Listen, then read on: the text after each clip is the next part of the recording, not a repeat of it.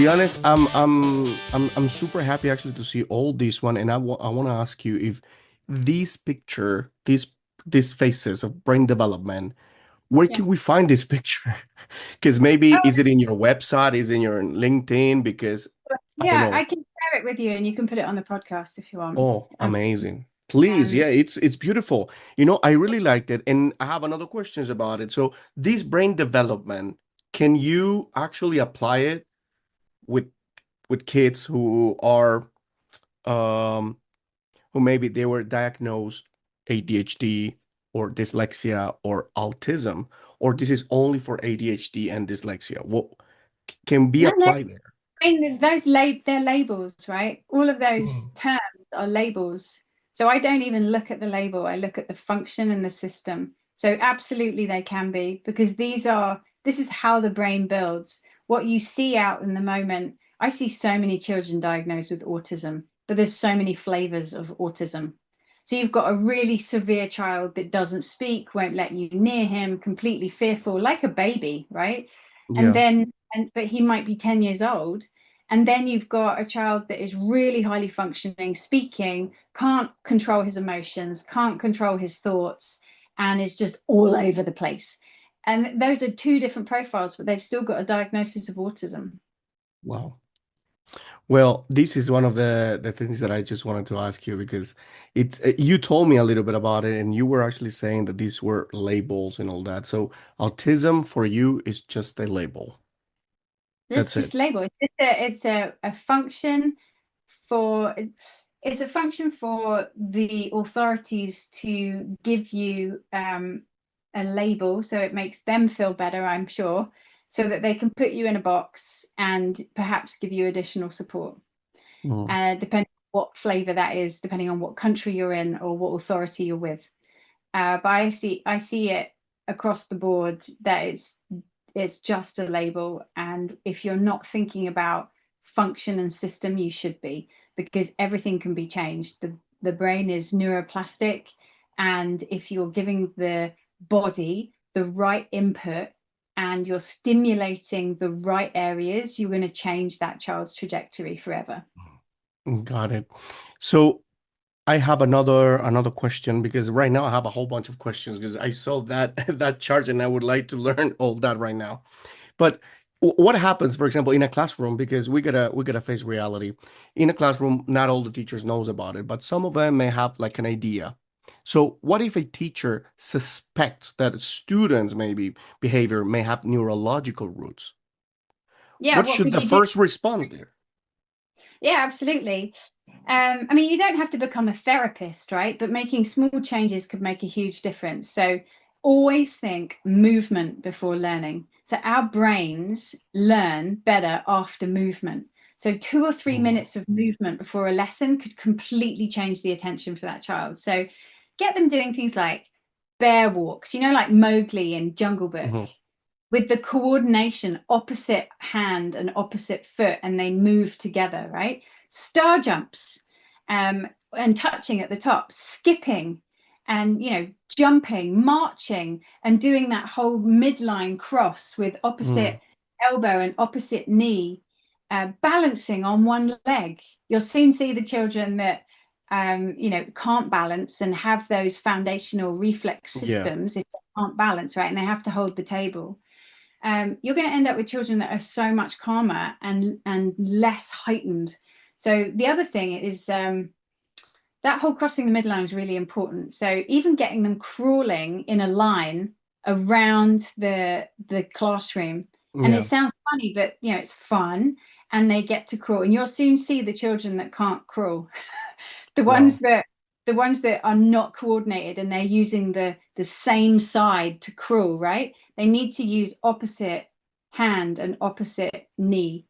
And that's when you start to see the two hemispheres coming together. Because if that child, as an infant, didn't cross crawl, that's a big milestone. That's that ATNR reflex. The Mm. one I said that once we'd integrated it for Archie, he could coordinate, he could sit and listen, he was ready to learn. That's that whole head turning elbow bend reflex. You need to get them cross crawling and training their body for cross crawling because that develops both sides of the brain and Hmm. helps the both sides to connect. So even if you did that for like a minute or two, even like getting them on the side of the wall, right, and doing 10 pushes, like hand pushes, like push-ups on the wall, Yeah. right, and doing push-ups to get that deep pressure. Lots of children that have, emotional dysregulation or can't sit still, they need deep pressure because I told you they can't feel their body. So True. even like just jumping or doing a crab walk, make it fun. Have all these names like frog jumps, and big frog jumps would be good for each child. Just line them up in the playground and do that for like 5 minutes and then go back in. It helps to build their core stability, their shoulder stability, their ability to sit still, right? Hmm. It gives them their body awareness, and it also develops their balance centers, which is their vestibular system. So you're doing the right thing in that pyramid. So you're building, you're giving them exercises to move their body for those reflexes, but then you're also giving them balance and their balance centers. And that's going to help their eyes and their focus systems coming up the top of that pyramid to, Hmm. the learning capability and attention and focus. This is actually something that I would like to highlight because what you were saying right now, it's top. I mean, this is something that we can actually do it and apply it. This is You something that can. is realistic. It's realistic, regardless of the number of students. I mean, this is something that we can actually do, and I mean, we are on helping a lot. Yeah. You could just do it on the spot, right? I mean, it doesn't take much to do like heavy work. So heavy work helps Exactly. their body. So the wall pushes, the chair pushes, the animal walks, the bear walks, those things are really going to help. And then balancing on one leg or stepping stones, put some stepping stones around the Hmm. classroom, around the outside, and getting them to cross crawl, which helps them cross that midline. And then, marching helps that whole like head turning for that AT&R, but also the crossing the midline with the marching with the elbows to knee, looking left and right, helps them establish that movement, right, to get that Hmm. AT&R integrated. And that will help calm the system. You can even do things like breathing or humming. It will help the vagus nerve, right? Also, And stretching, big stretches, and are you ready to learn? Yes, and then you're off for the day. But if you did exactly. that, it would be so good. So, Definitely. But and this is a big one actually for the teachers because not all of them pitifully uh they're actually open to changes or to yeah, new things because they're still in trapped in this traditionalism. Education is traditionalist. I mean, you are like this and you have to stay quiet, sit down and listen, and that's it. And if you move, that means you're terrible. You have a misbehavior there, so get out of the classroom. That's what actually happens. it is. And, so many kids I meet are homeschooled because they may have been expelled or, from Hmm. their behaviors. A lot of those children, a lot of it comes down to gut bacteria. And poor diet and poor microbiome and Hmm. perhaps viruses that they've picked up and their body can't get rid of. Their immune system and their nervous system isn't functioning properly. So when you see those kind of PDA children, the ones that are really not, able to control themselves and they lash out, a lot of that is driven by overgrowth of yeasts and different bacteria. So parents need to take them to a functional medicine practitioner and do some kind of lab test. But I think teachers can do so much by thinking about things in a different way in terms Exactly. of understanding that behavior is communication.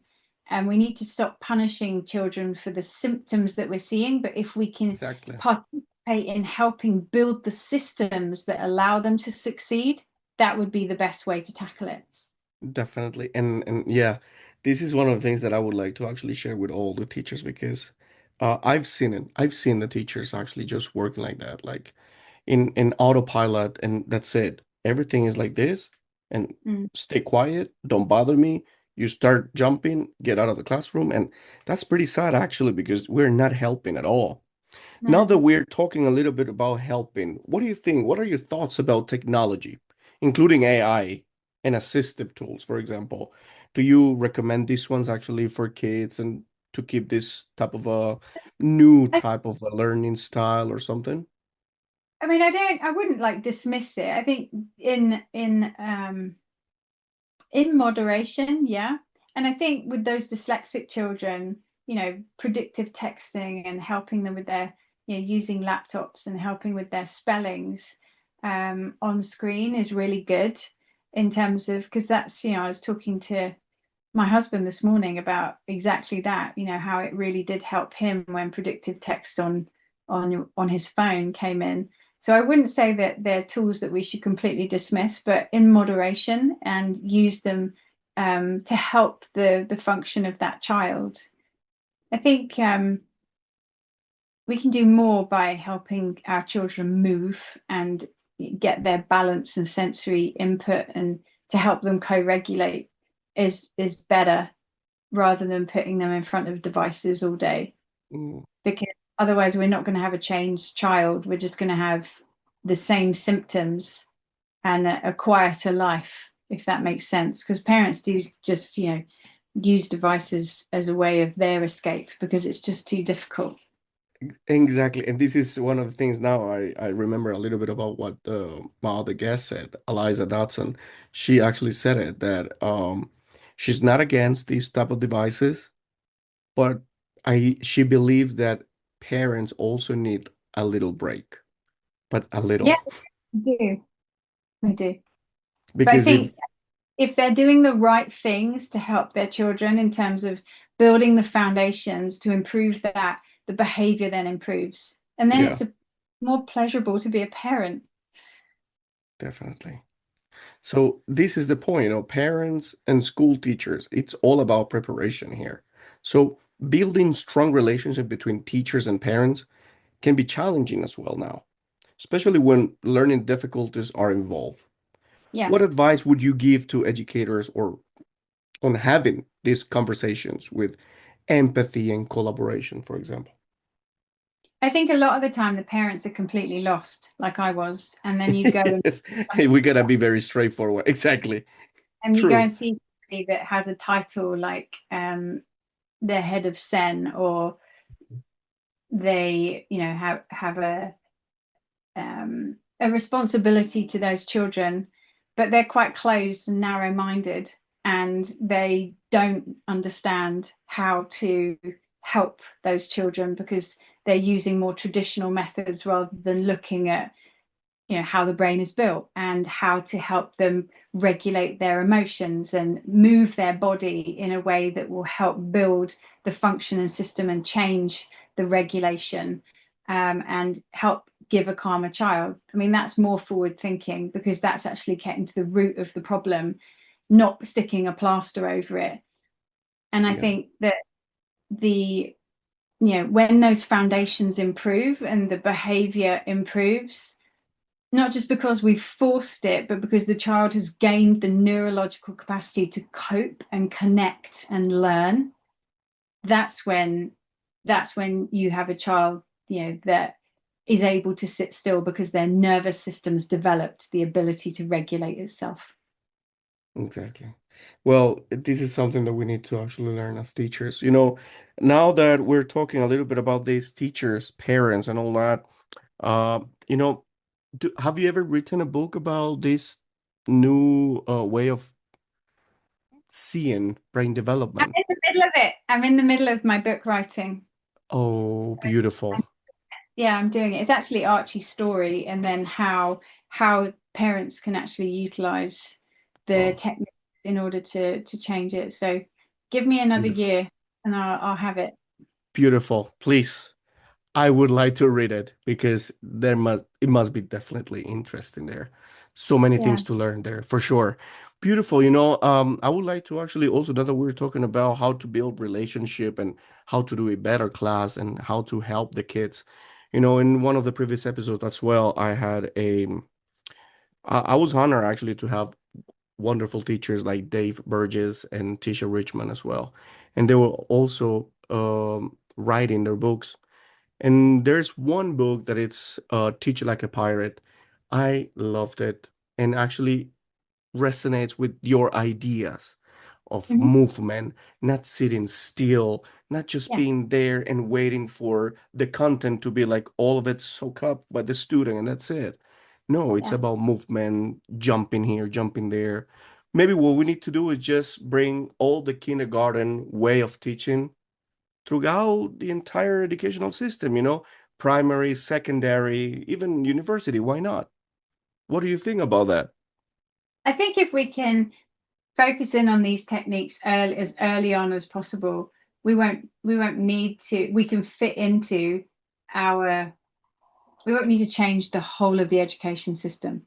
But if we can bring these into kindergarten and into primary Mhm. schools, these types of techniques, we'll see a better secondary school output and a better emotionally regulated and a more resilient child. I think Exactly. what I see is when, if you don't sort this out at an early age, that child is not as resilient as you'd expect them going through their puberty, which is a hard, it's a hard stage Mhm. of a little person's life. Yeah, And then the emotions you see out of that are much more extreme.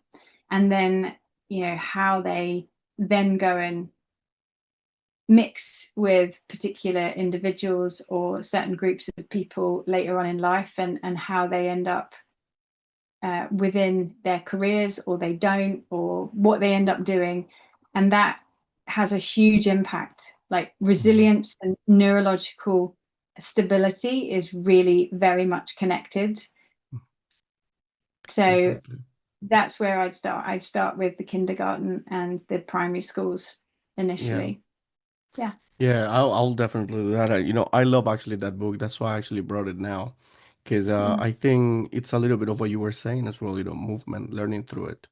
It's yeah. beautiful.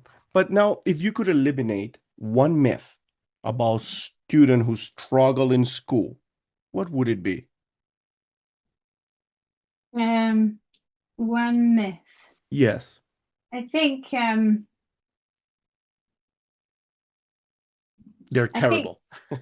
yeah, no. I think, those children that are labeled, or the teachers Labeled. that believe, yeah, I think the label, I want the labels to be gone. Yeah, because they mean nothing. Yeah. They're just system and functions that are unstable or not connected. And if we can start thinking about it in those ways, we can remove the label. And that child, like, I never introduced Archie to the word dyslexia until he was about 12. Because Mm. otherwise, what does that mean? And how does that child feel about that label? Oh, don't worry about him, he's got autism. Or, oh, don't worry about him, he's dyslexic. Like, I think that is just, it's awful.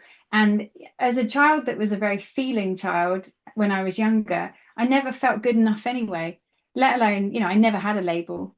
But Mhm. looking back, I found school pretty hard. And I found that hard enough, knowing that I was not good at anything at the time, because I found it very difficult in terms of academics. I did all right. I was like a C student, but I always thought I was not good enough. And that comes into your later life, right? So Exactly. what happens? We don't even know the impact of those labels on those children yet, because all we've been doing for 10 years is Hmm. labeling them. Yeah.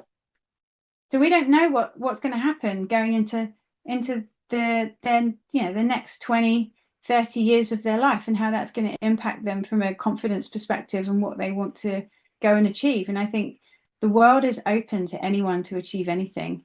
And I think the belief and the hope that I give those parents to help change their child's trajectory is actually changing those children's lives.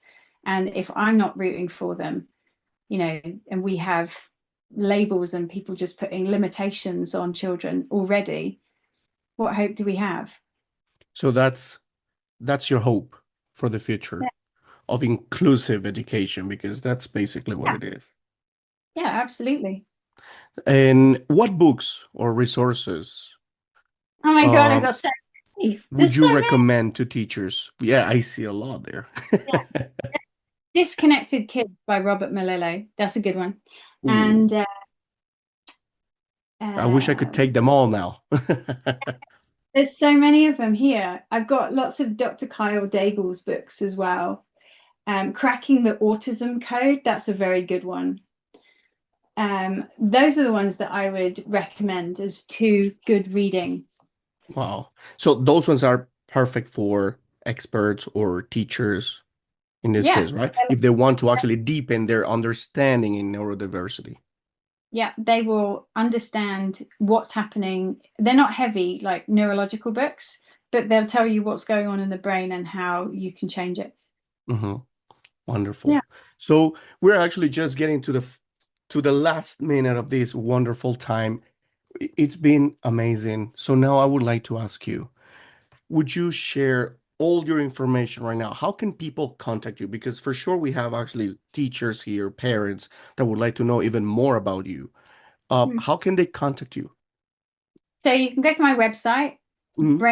braindevelopment.co.uk. You can contact me on Instagram at Brain Development UK.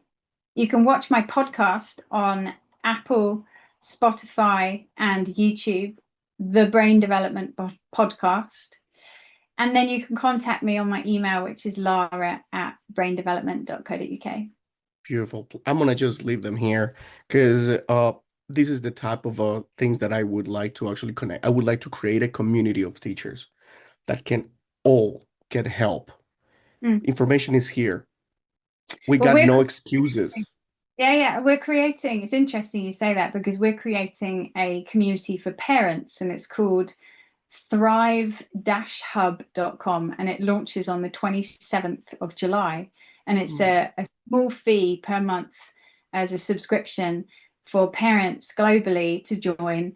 And they'll have us, myself and Vicky, who's the naturopathic nutritionist, online every week on different masterclasses and Q&As and sharing what we're doing and how to actually change your child. And obviously the community is for parents to go in there and share and work with each other. And actually for us, we need to be able to scale these methods because working one-on-one, we just can't scale ourselves because otherwise we don't have a break now. We work Mm. all hours. So we need to be able to scale it so that more parents we're touching and not everyone can afford to work with us one-to-one. So we need to be able to give it and make it affordable. So we're going out with an offer on the 27th of July at £50 a month. And if you go in and sign up for the thrive-hub.com offer, you'll get that for life. Beautiful. Yeah. Oh, okay. Thank you very much for sharing all that info. Definitely, I will just leave all your information here as well so people can contact you. All right. And this is great. This is beautiful because I've actually learned a lot today, and definitely the audience have learned a lot as well. So, Good. one more time, thank you very much, Lara, for being here and accepted this invitation. This place is your house. I know you have your own podcast as well. So, anyway, any other time that you would like to come and join and help us, you're Yeah. more than welcome here. Yeah, it's been a privilege. Thank you very much for asking me. Thank you very much, Lara. Until next time, then. Yeah. See you.